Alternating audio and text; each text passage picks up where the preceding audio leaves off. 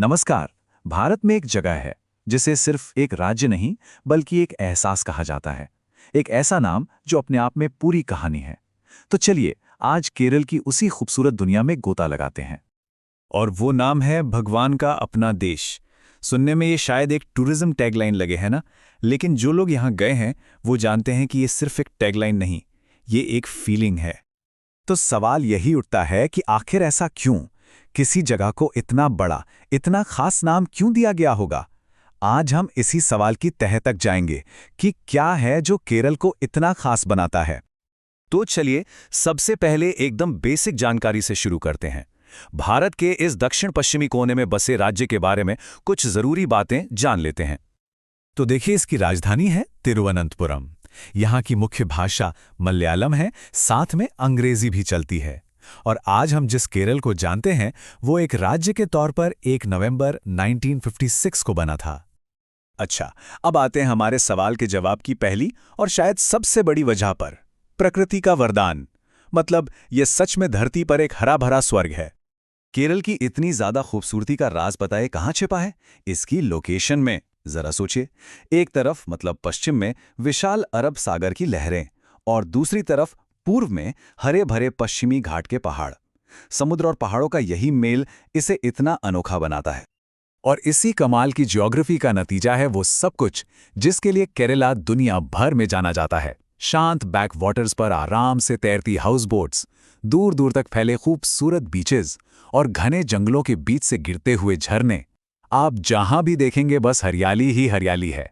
ये नज़ारे वाकई मन मोह लेते हैं। लेकिन केरल की कहानी सिर्फ प्रकृति पर ही खत्म नहीं होती। चलिए अब एक नज़र यहाँ की संस्कृति पर डालते हैं, जिसकी जड़ें सदियों पुरानी परंपराओं में हैं।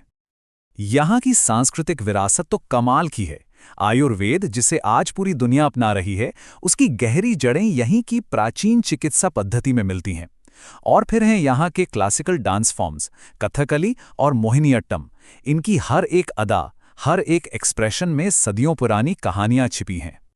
और आखिर में बात करते हैं उन खास उपलब्धियों की, जहां प्रकृति और इंसान की प्रगति एक साथ चलती दिखती है। क्योंकि केरल की पहचान सिर्फ कुदरत के तोहफों से नहीं है, बल्कि यहाँ के लोगों की तरक्की से भी है। देखिए, कुदरत के खजानों की बात करें तो केरल सदियों से दुनिया के लिए मसालों का बगीचा रहा है। काली मिर्च हो या इलायची, सब यहीं से दुनिया भर में जाती है।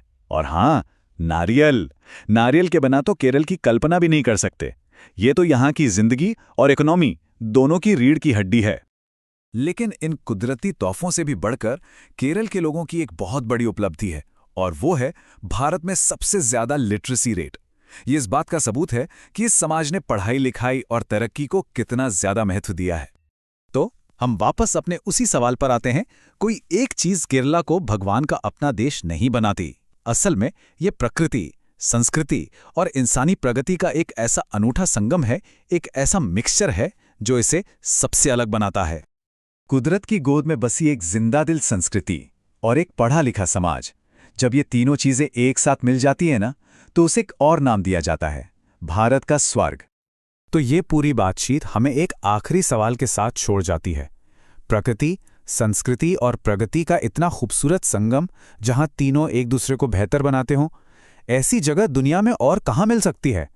ये वाकई सोचने वाली बात है।